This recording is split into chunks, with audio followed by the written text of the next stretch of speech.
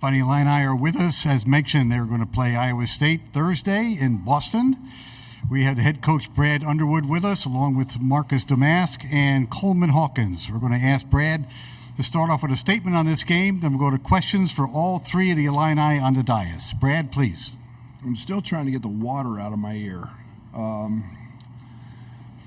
postgame, but what a great start to the ball game.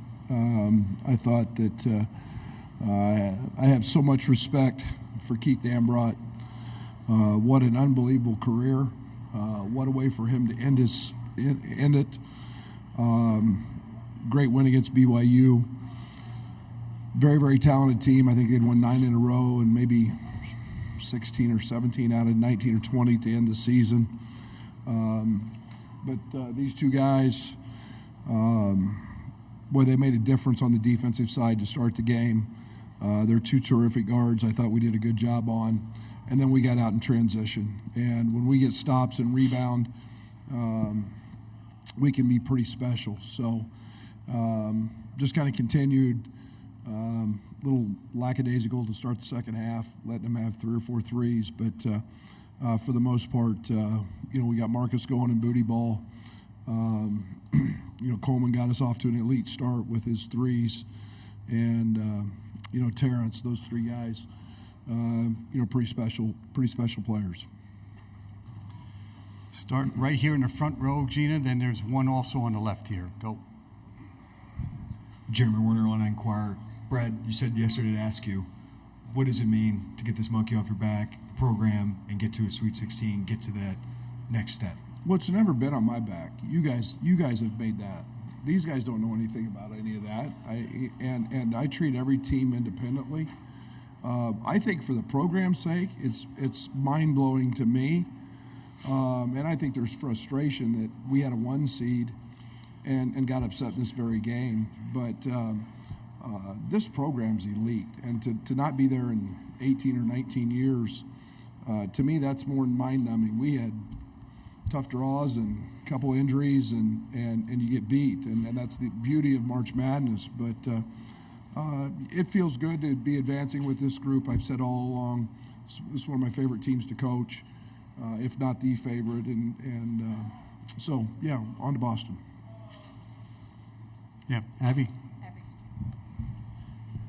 Abby Schnabel, Pittsburgh Post-Gazette. Coach Underwood, I noticed you had a moment with Keith Dambrot at the end of the game where you stopped and chatted with him. I was wondering if you'd be willing to let us in what you said to him and just what that moment was. I've known Keith for a long time and done clinics with him. So much respect for him as a coach, so much respect for his accomplishments, what he's done. He's always found winning. Winning's really, really hard to do. No matter the stops along the way, whether at the high school level, whether at Akron, and then obviously here at Duquesne. Coaching's a pretty small fraternity, and really, really good guy, and you pull for the good guys, and for him to be able to go out and do it on his terms and have this run is pretty special. Right here in front, gentlemen. This question is for Brad. This is a Brad Teague, CSM Sports. Brad, the team got on to a really hot start. What was just the message to the team entering this game tonight? We talked about it. These guys made it a point. It wasn't very much fun being down 9-0 in a minute and a half. I'm to the point where anymore I don't have to say a lot. These guys are grown men. And they care. And sometimes they care too much.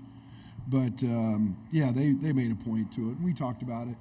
We had to get off to a better start. We couldn't let this team get some confidence coming off their BYU game, and we needed to make a statement. Left side, gentlemen. Steve Greenberg, Chicago Sun-Times. I'd like to hear from Brad and Coleman on this.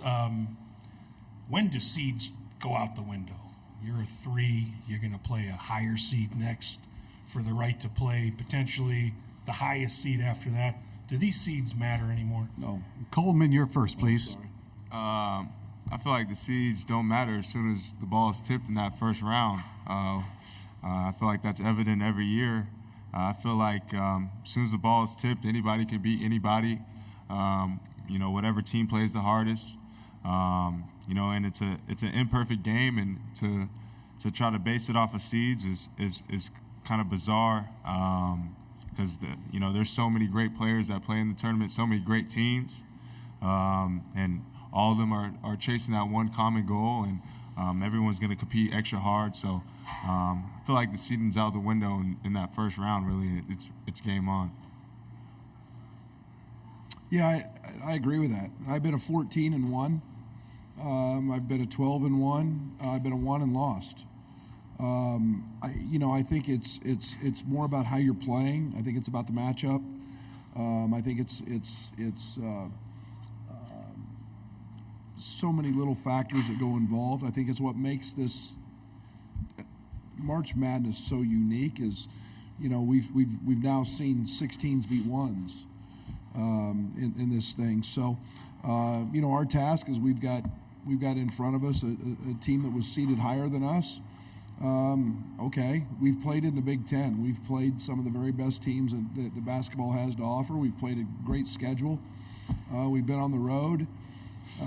So that's what you do all those things for, is to prepare yourselves for these moments.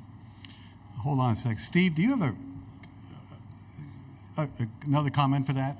Let's go back to him, and then we'll go to the front.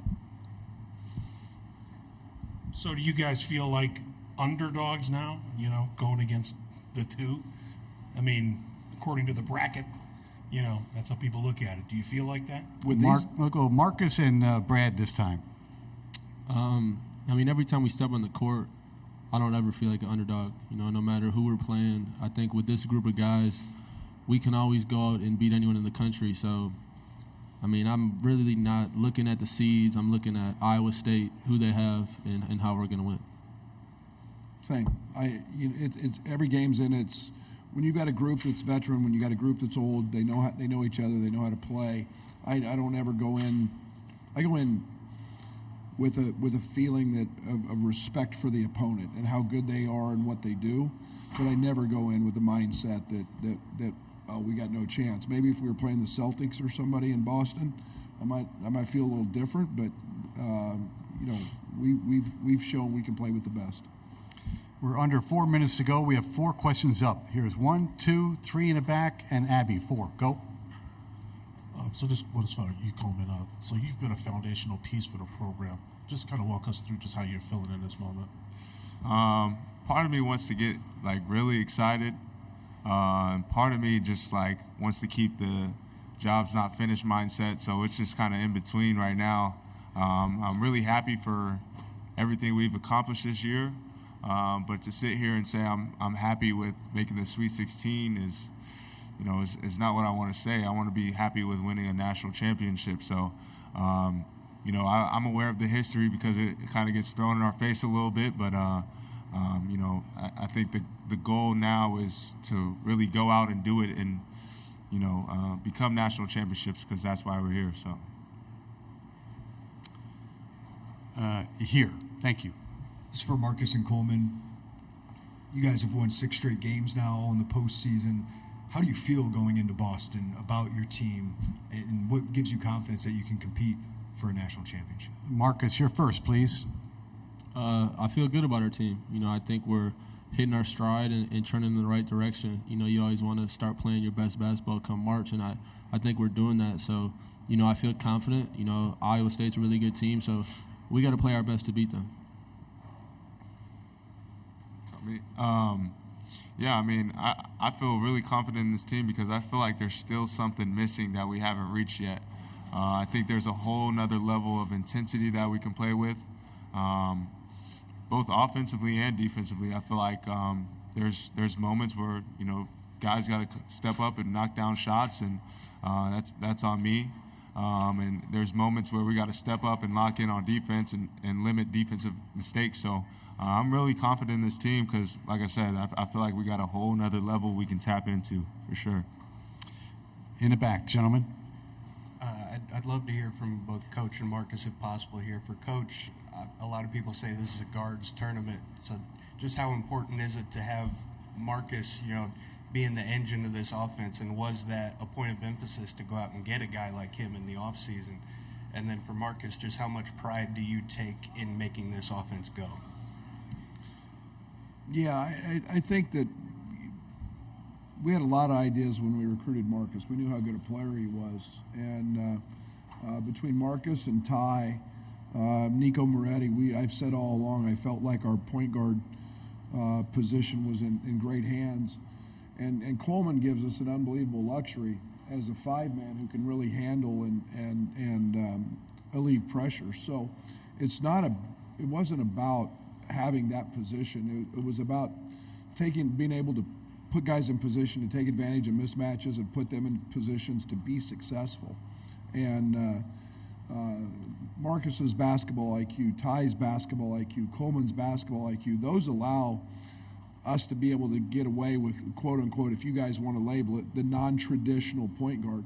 He's as much a point guard as anybody that's in this field. And the triple-double last game proved that. Can you remind me what my question was? Just how much pride you take in making this offense one of the best offenses in the country go the way it does. Yeah, I don't really consider myself like the engine of the offense. I think that's what you said. When you play along guys like, Coleman, Terrence, and the list goes on and on, we just get the ball to where we want to get it to. Some days that's me, some days that's Cole, some days that's TJ. It's just, we're just out there playing basketball, really. And I think Coach has done a really good job of just getting the ball to where it needs to and allowing us to use our strengths. And I think that's why our offense is so successful, because everyone uses their strengths really well. Final question right here, Abby. Marcus and Coleman, I'm curious to know what you guys think you did so well against Day Grant. You held him to 7 points. Not a lot of players this season have been able to do that. Coleman first, please. I think it was our physicality as well as forcing tough twos. We try to keep everything 2-on-2. We try to war over ball screens, and to see our guards, Marcus, Ty, everybody, take a crack at him. Terrence, everybody. It was exciting to see because obviously we made it tough, and just limiting threes, crawling up in the space rather than letting him create with the ball and create his own shots. So I think we did a good job of just forcing tough twos and sticking to what we do. Yeah, I think just our size and physicality is something that they probably haven't seen before. Between TJ and Ty, that duo on the ball, just the whole game guarding you, it wears on you. Thank you, gentlemen, and best of luck next weekend. Thank you.